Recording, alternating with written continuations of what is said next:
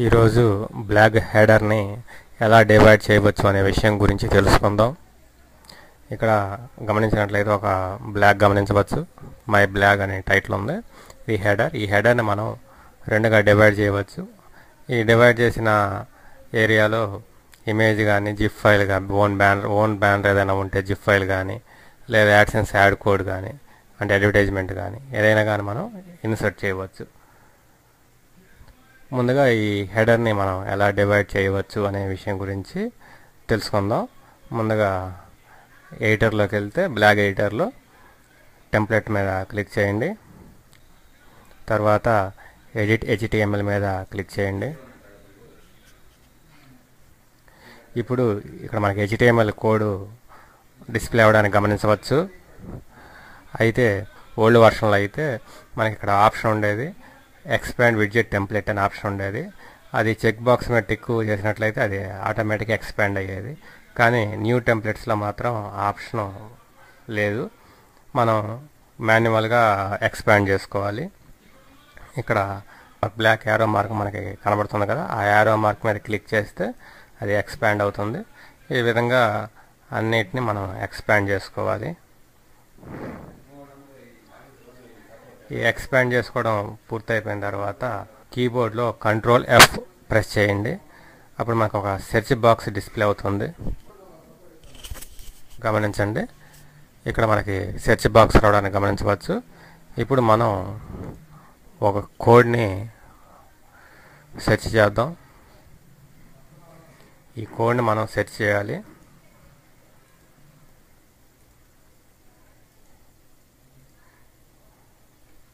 కీబోర్డ్లో enter press చేయండి.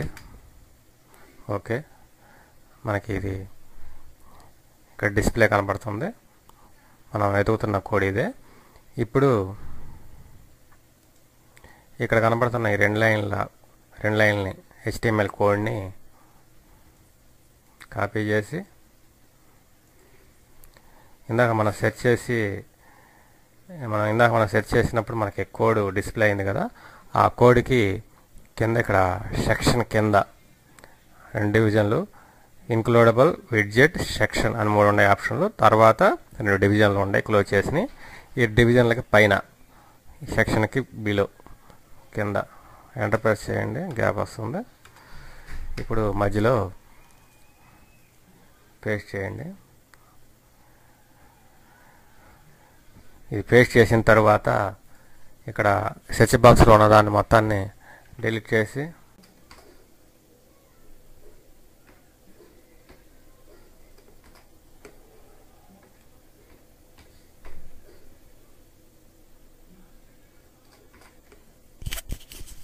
ఈ word type చేసిన తర్వాత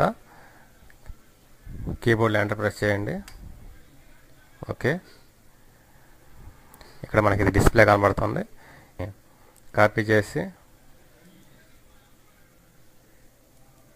HTML CS కోడ్ని కాపీ చేసి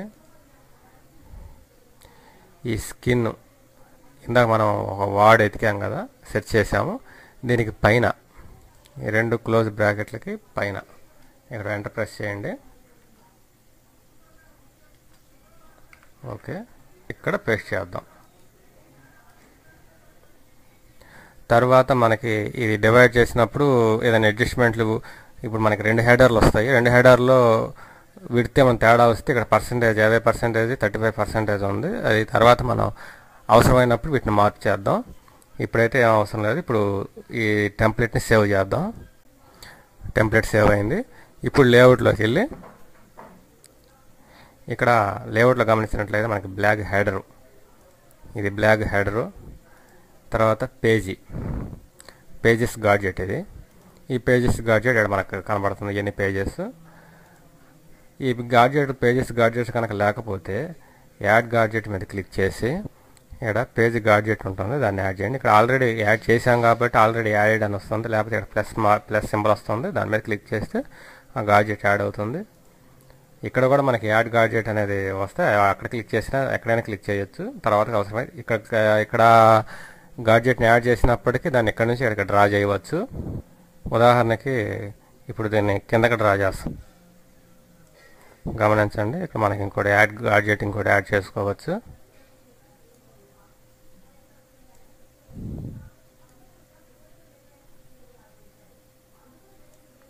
ఓకే, ఇప్పుడు ఇక్కడ హెడర్కి పేజీకి మధ్యలో ఒక గాడ్జెట్ని యాడ్ చేద్దాం. అంటే మన ఇమేజ్ కానీ ఇమేజ్ అయినా యాడ్ చేసుకోవచ్చు, బ్యానర్ ఇమేజ్ ఏదైనా ఉంటే యాడ్ చేసుకోవచ్చు, లేదు ఏదైనా జిఫ్ ఫైల్ ఉన్నప్పటికీ ఆ జిఫ్ను కూడా మనం యాడ్ చేసుకోవచ్చు. కాదు ఆ జిఫ్కి HTML కోడ్, ఆ జిఫ్ ఫైలు నెట్లో ఎక్కడన్నా అప్లోడ్ చేసి పికాసా లాంటి సైట్లో అప్లోడ్ చేసి అక్కడ నుంచి URL తీసుకొని దానికి HTML కోడ్ రాసి దాన్ని ఉపయోగించాల్సి ఉంటుంది. అది ఇమేజ్ అయితే డైరెక్ట్గా ఏదైనా బ్యానర్ ఇమేజ్ ఉంటే దాన్ని అయితే డైరెక్ట్గా ఉపయోగించవచ్చు. కానీ జిఫ్ ఫైల్ అయితే మాత్రం HTML కోడ్ రాయాల్సి ఉంటుంది.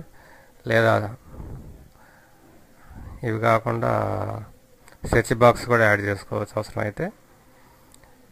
ఇప్పుడు ఇందాక చెప్పినట్లు జిఫ్ ఫైల్ కావాలంటే HTML కోడ్, నా దగ్గర ఒక ఓన్ బ్యానర్ ఒకటి ఉంది, అది జిఫ్ ఫైల్, దానికి HTML కోడ్ రాసి ఉంది, దాన్ని యాడ్ చేద్దాం. ఇప్పుడు HTML జావాస్క్రిప్ట్ తీసుకుందాం ఈ గాడ్జెట్. ఇవే కాకుండా యాడ్సెన్స్ అప్రూవల్ ఉన్నట్టయితే యాడ్సెన్స్ కోడ్ని కూడా మనం ఇక్కడ యాడ్ చేయొచ్చు. అది కోడ్ యాడ్ చేసినప్పుడు ఇక్కడ మనకి అడ్వర్టైజ్మెంట్ అనేది డిస్ప్లే అవుతుంది. ఇది జిఫ్ ఫైలు బ్యానర్. సేవ్ చేస్తున్నాను. సేవ్ అరేంజ్మెంట్ మీద క్లిక్ చేయండి, సరిపోతుంది. టెంప్లెట్లోకి వెళ్ళి edit HTML,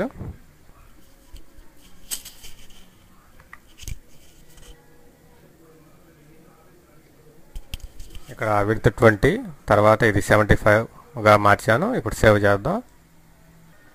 HTML gadget add చేసిన తర్వాత అవసరం అనుకుంటే పైకి జరపండి, లేదా అట్లా వదిలేసినా పెద్ద ప్రాబ్లం ఏం కాదు.